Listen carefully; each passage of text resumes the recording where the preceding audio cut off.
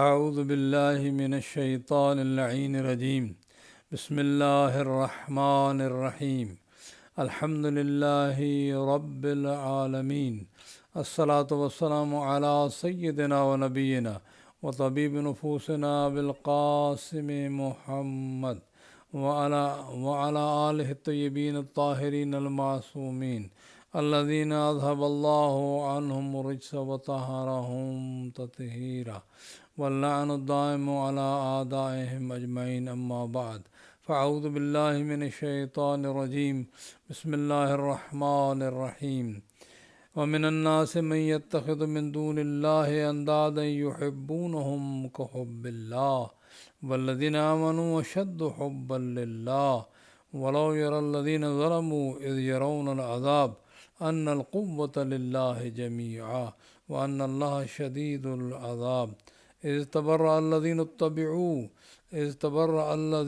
اتبعوا من الذين اتبعوا ورأوا العذاب وتقطعت بهم الأسباب وقال الذين اتبعوا لو أن لنا كرة فنتبرأ منهم كما تبرأوا منا كذلك يريهم الله أعمالهم حسرات عليهم وما هم بخارجين من النار صدق اللہ مولانا العظیم و صدق رسولنا الکریم ونحن علی ذلک من الشاہدین والشاکرین والحمد للہ رب العالمین۔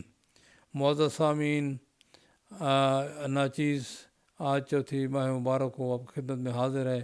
میرا سلام قبول کریں، السلام علیکم ورحمۃ اللہ، اور دعائیں کہ اللہ آپ کو سلامت رکھے اور تمام الا بلا سے بچائے۔ باتیں ذرا توجہ سے سنیں، ہو سکے تو قرآن کھول کر میں آیت نمبر بھی بتا رہا ہوں اور ساتھ ساتھ ترجمہ ہی کرتا ہوں، کوئی لمبی چوڑی تفسیر بھی نہیں کرتا، ترجمے والا قرآن لے کر۔ ہمیشہ میں یہی عرض کرتا ہوں کہ تھوڑی سی غور و فکر ہو جائے گی۔ اگر آپ کو ادھر دوسرے اوقات میں ٹائم نہیں ملتا تو کم از کم اسی ٹائم پہ تھوڑا سا غور و فکر کر لیں۔ عزیزان گرامی، اس آیت کریمہ میں آیت نمبر 165 ہے۔ رب العالمین نے ارشاد فرمایا کہ لوگوں میں سے کچھ لوگ اللہ کے علاوہ جو دوسری چیزیں ہیں ان سے بڑی محبت کرتے ہیں، اور اس طرح جیسے جتنی محبت اللہ سے ہونی چاہیے۔ لیکن جو مومن ہوتا ہے وہ اللہ سبحانہ و تعالیٰ سب سے زیادہ محبت اللہ سبحانہ و تعالیٰ سے کرتا ہے۔ والذین آمنوا اشد حبا للہ، جو مومن ہوتے ہیں وہ اللہ سب سے زیادہ پیار اور محبت ان کی اللہ کے ساتھ ہوتی ہے۔ بہت سمپل بات ہے، بہت سمپل بات ہے کہ محبت کا کچھ محبت کے تقاضے ہوتے ہیں۔ اس میں پہلی بات یہ ہے کہ جب انسان دیکھتا ہے کہ میری لک آفٹر کون کر رہا ہے، مجھے کون کچھ دے رہا ہے، میرا خیال کون کرتا ہے، میری فیملی کا خیال کون کرتا ہے، نیچرلی اس کو انسان کی فطرت میں محبت کرے۔ دیکھیں ایک چھوٹا بچہ جو ہے وہ جب بس پیدا ہوا، ماں کو دیکھا، ماں سے محبت، ماں کے بعد باپ کو دیکھا، باپ سے محبت، پھر خاندان کے افراد سے آہستہ آہستہ دیکھا کہ ان کی طرف سے محبت، اس کی طرف سے بھی محبت۔ اگر اسی بچے کو کوئی ہمسایہ یا دور کا انکل یا کوئی اس کو کچھ خیال رکھتا ہو، اس کا کوئی چیز اس کو دیتا ہو، تو بڑے مجمع میں اگر وہ بچے کو بلائے گا تو بچہ دوڑتا اس کے پاس جائے گا۔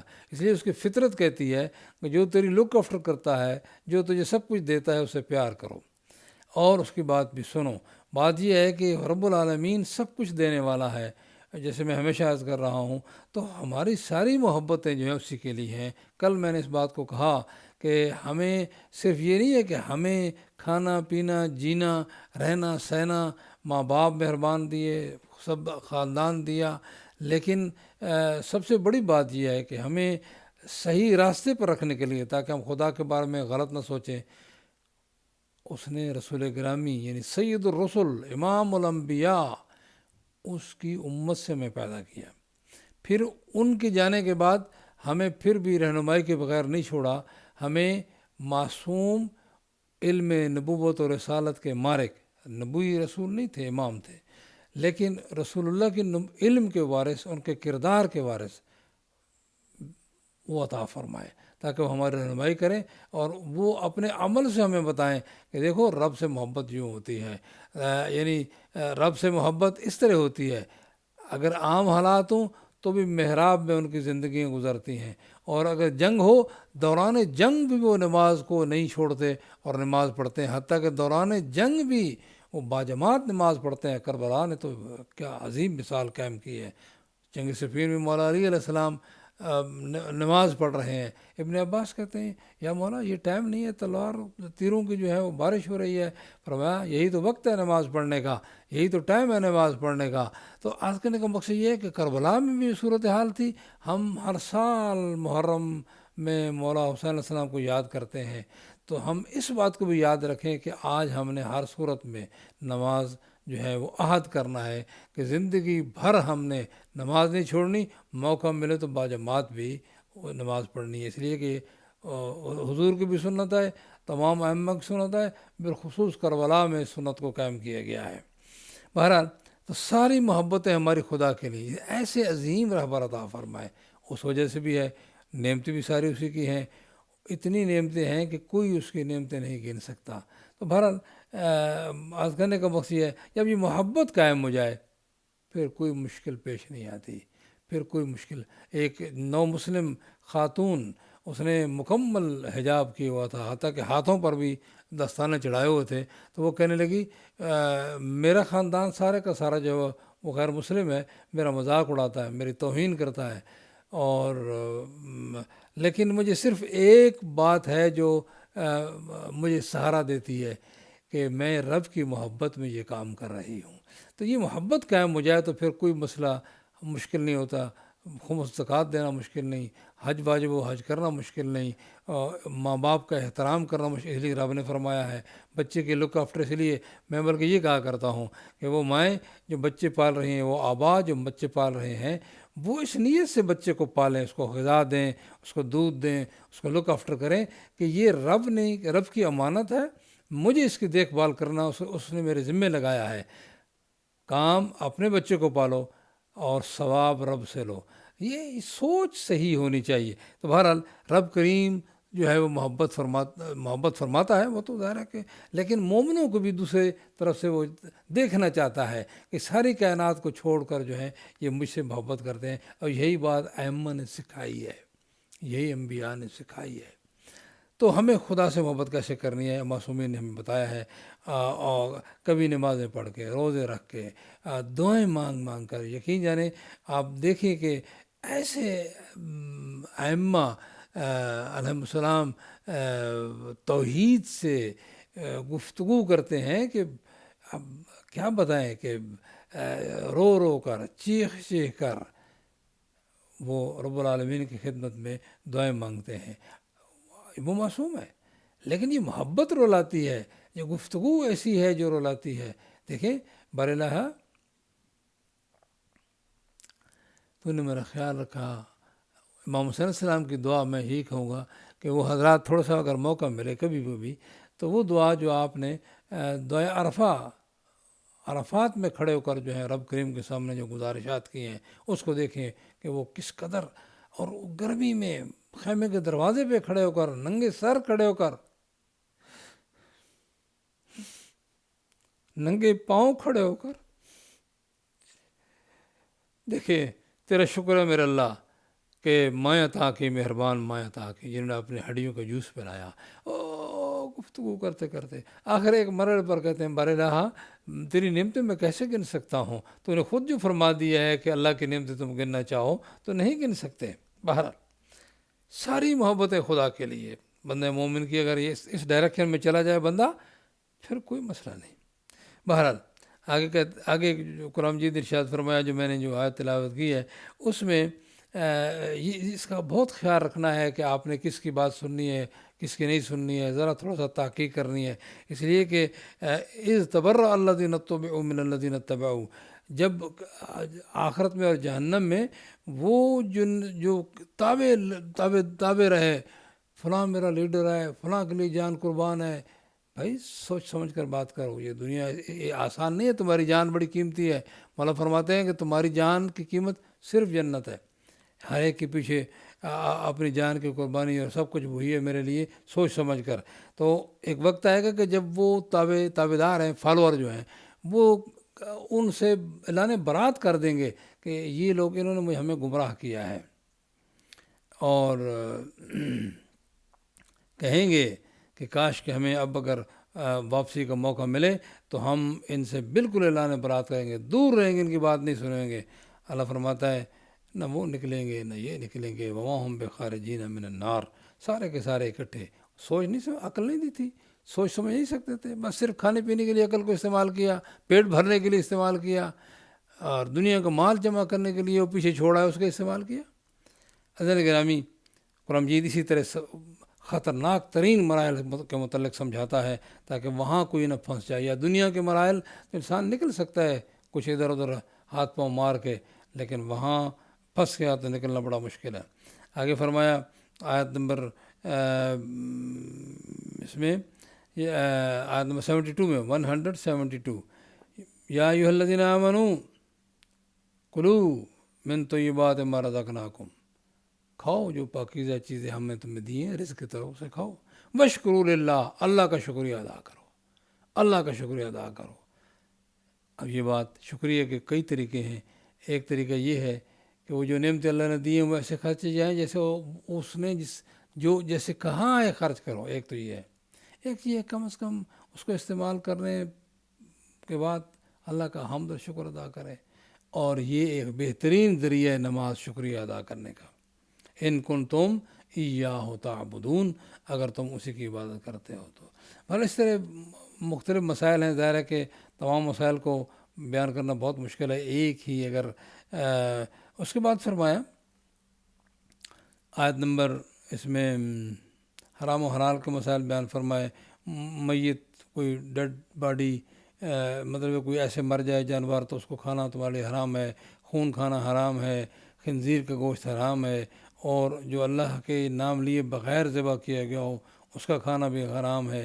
ہاں اگر کہ مجبوری، اتنی مجبوری کی زندگی خطرے میں ہے تو پھر تھوڑا بہت استعمال کے اس کو کہتے ہیں کہ تھوڑا بہت جان بچانے کے لیے کھایا جا سکتا ہے، مگر یہ نہیں ہے کہ پھر عادت بنا لے جی اب تو ہر وقت نہیں، اپنے آپ کو کنٹرول کرنا لازمی ہے۔ وہ لوگ ان الذین یکتمون، آیت نمبر 174 ہے، ان الذین یکتمون ما انزل اللہ من الکتاب ویشترون به ثمنا قلیلا اولئک ما یاکلون فی بطونہم الا النار۔ وہ لوگ جو اللہ کے نازل کردہ کتاب میں سے حقائق کو چھپاتے ہیں اور تھوڑی سی دنیاوی قیمت کے لیے کے بدلے وہ ان حقائق کو چھپاتے ہیں، یہی لوگ ہیں جو اپنے پیٹوں کو آگ سے بھرتے ہیں، اور اللہ قیامت کو ان سے کوئی بات نہیں کرے گا، نہ انہیں ان کے گناہوں سے پاک کرے گا۔ عذاب علیم ہے ان کے لیے، استغفر اللہ۔ بڑی خطرناک بات ہے کہ لوگ جو ہیں وہ اللہ کے احکامات کو صحیح طریقے سے بیان نہ کریں۔ دیکھیں کچھ چیزیں ایسی ہیں جو واقعی بعض لوگوں کو پتہ ہیں، امیر المومن کے امامت کے اور خلافت کے دلائل لوگوں کے پاس ہیں، لیکن وہ اپنے اس لیے کہ ہمارا رزق روزی نہ چلا جائے وہ اس میں نہیں کرتے، پوری طرح جو ہے وہ بیان نہیں کرتے، ادھر ادھر کی باتیں کہہ کر جو ہے اس کو ہائیڈ کرتے ہیں۔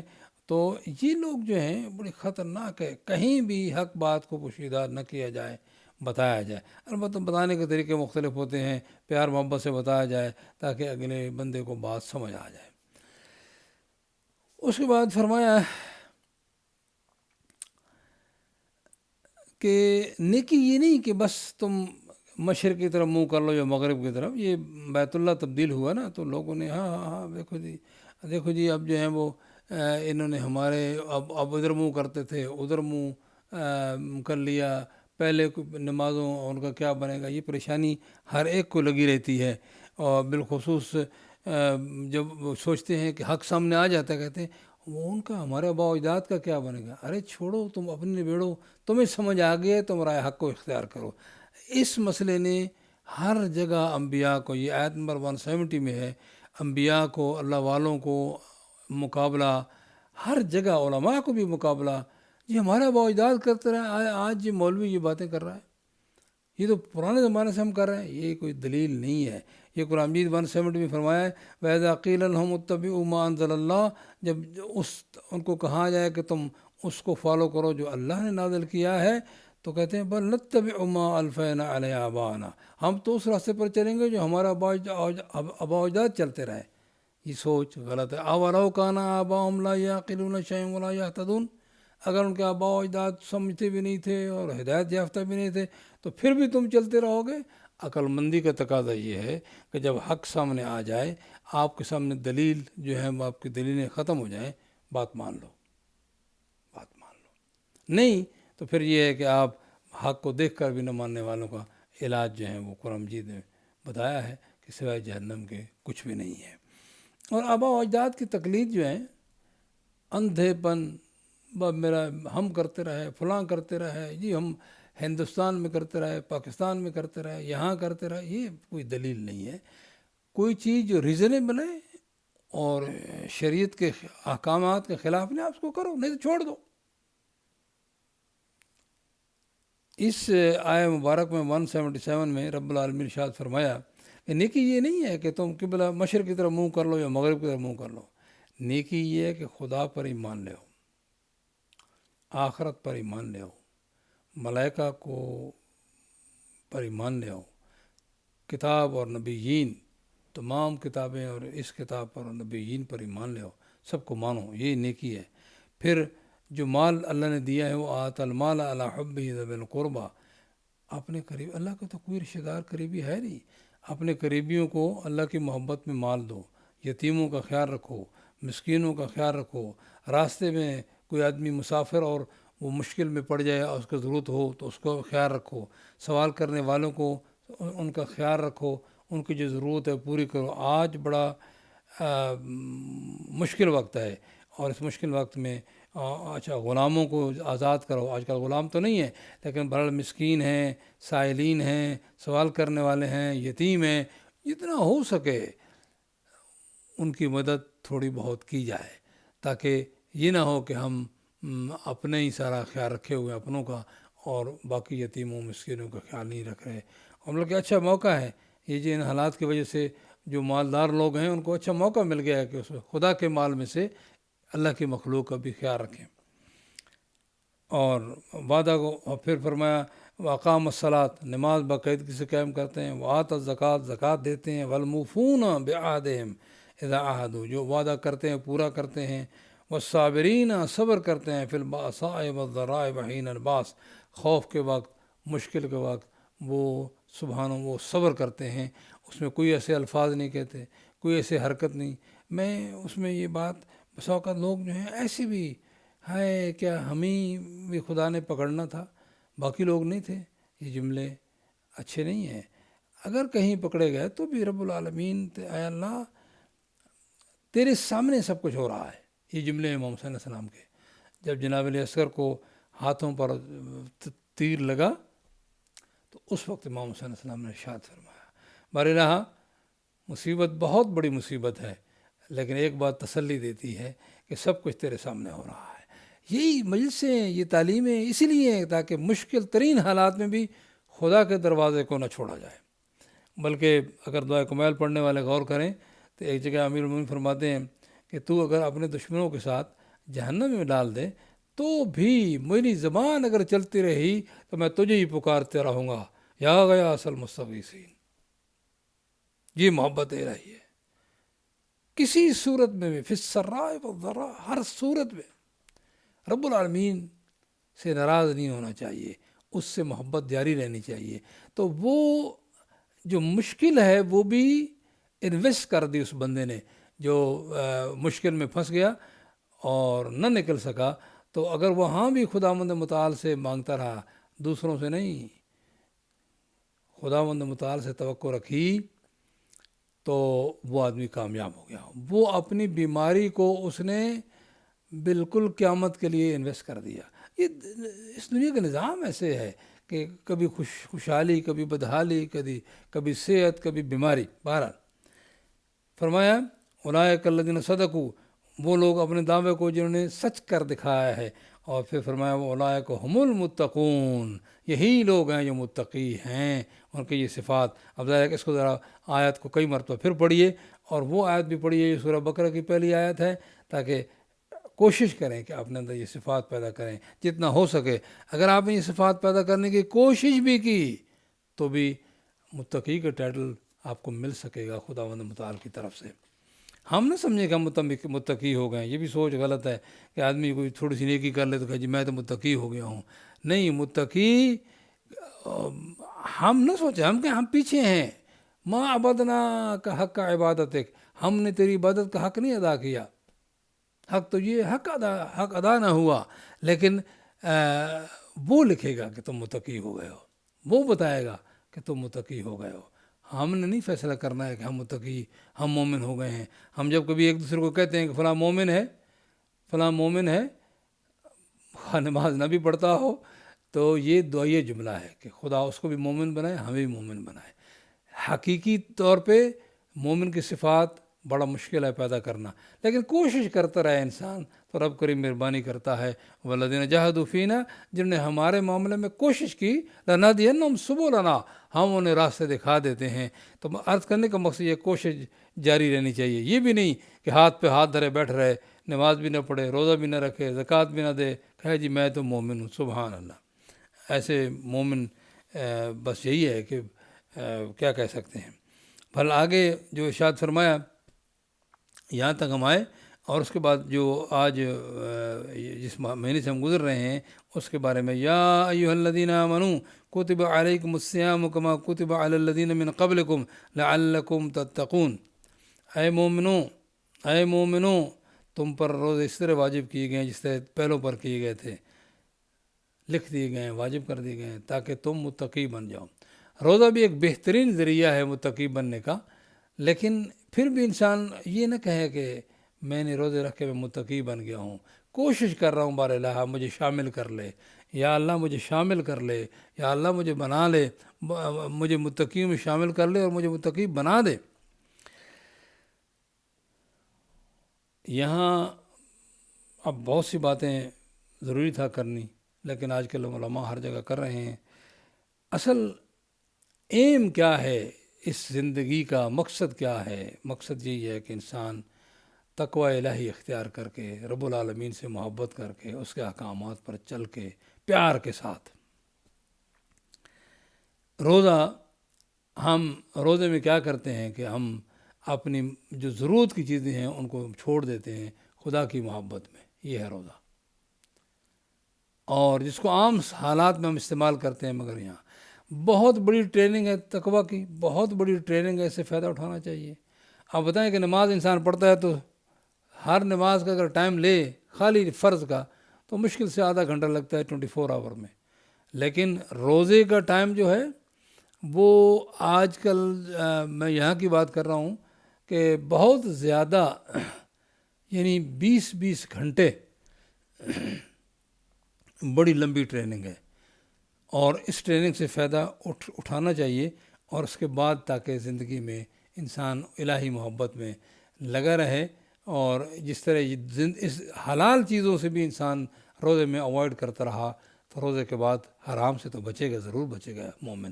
بہرحال اس میں جو بات مجھے کرنی ہے، ذرا میں ترجمہ کر دوں چند آیات کا. ایام معدودات، بڑے گنے چنے دن ہیں، 29 یا 30. تم میں سے کوئی مریض ہو یا سفر پہ ہو تو دوسرے دنوں میں رکھ لے. اب یہاں ضد نہیں کرنی، جی میں ضرور رکھوں گا، مر بھی جاؤں کوئی حرج نہیں. یہ بات، یہ سوچ صحیح نہیں ہے. قرآن نے کہا ہے جب مریض ہو تو نہ رکھو. ہاں یہ فیصلہ آپ کا ہے کہ آپ رکھ سکتے ہو تو رکھو، نہیں رکھ سکتے تو چھوڑ دو، بالکل چھوڑ دو. اگر سمجھتے ہو کہ روزہ نقصان دیتا ہے چھوڑ دو، بعد میں رکھو.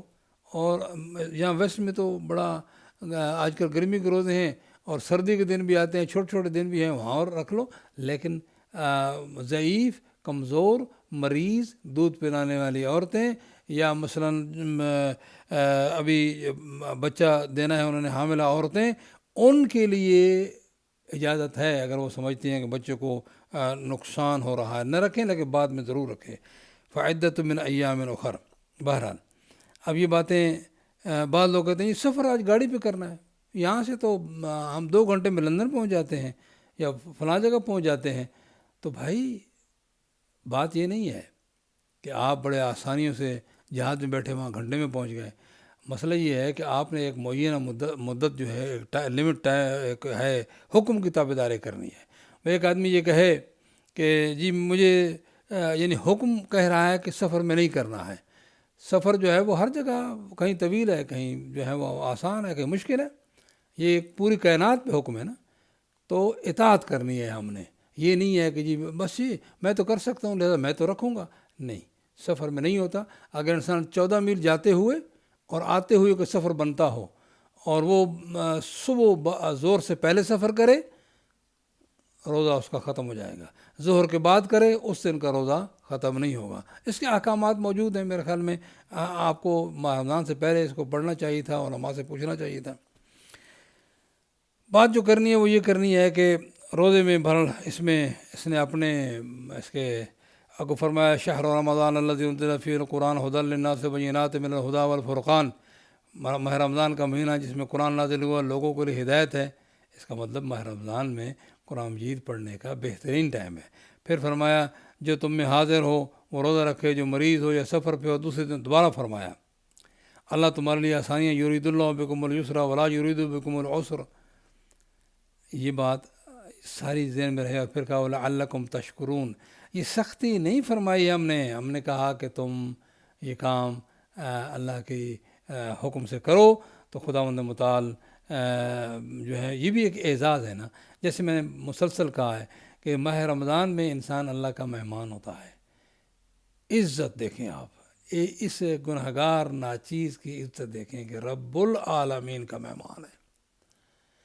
اور وہاں اس مہمان ہونے میں یہ بہترین بات ہے کہ اب ذرا میں آگے جو جا رہا ہوں وہ دیکھیں, اس آیت کی طرف دیکھیں. یہ 186 نمبر آیت ہے. ذرا پلیز موقع ملے تو اس کو دیکھیں.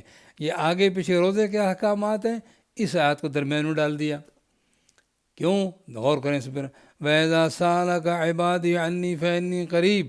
اے پیغمبر جب میرے بندے تجھ سے میرے متعلق پوچھتے ہیں بتاؤ ان کو کہ میں تو ان کے قریب ہوتا ہوں. اللہ, ویسے بھی وہ شارک کے قریب ہے, لیکن یہ تو عجیب بات ہے, یہ تو عجیب ایک کیفیت ہے. فرمایا اجیب دعوت الداعی اذا دعان. میں ہر پکارنے والے کی پکار کا جواب دیتا ہوں.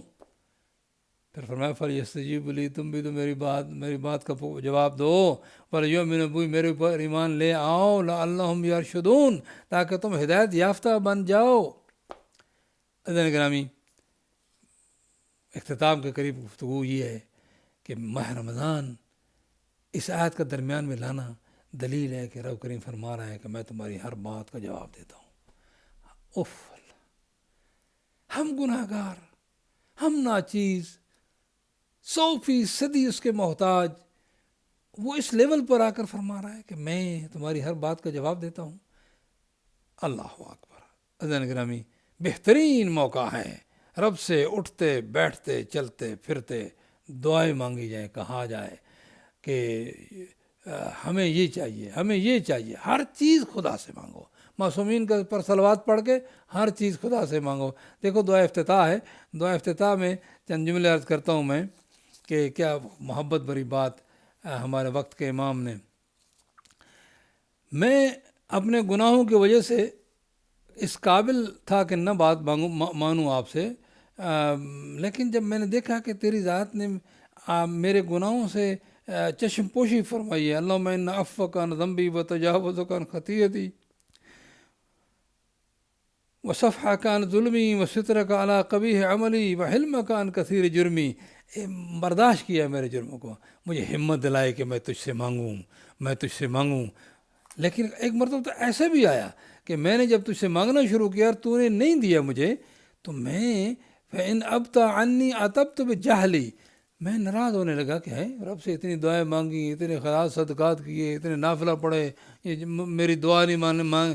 آگے جملہ سنے اپنے مولا کو فرمایا کہ یہ نہیں سوچا میں نے کہ تو نے اگر نہیں دیا ابھی تو شاید یہ بات میرے لیے بہتر ہو, وہ خیر لی, اس لیے کہ لعلمک بعاقبۃ الامور, تو جانتا ہے کہ میرے لیے کیا مفید ہے.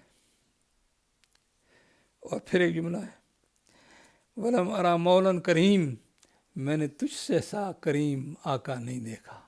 عزیزان گرامی، دعا میں لگے رہو، بڑا اچھا موقع ہے، ترجمے کے ساتھ دعا پڑھو، میننگ کے ساتھ دعا پڑھو، اپنے امام کے صدقے میں، اپنے ائمہ کے صدقے میں التجا کرو رب کریم سے کہ خدا ہمیں ہر مصیبت سے بچائے، آپ کو اپنے بچوں سمیت ہر مصیبت سے بچائے، اور خصوصاً اس مصیبت سے بچائے، اور اللہ ہمیں راہ راست پہ رکھے، اپنی محبت عطا فرمائے تاکہ ہم اس محبت میں اس سے باتیں کریں، اس کے جو ہیں وہ احکامات پر بھی چلیں۔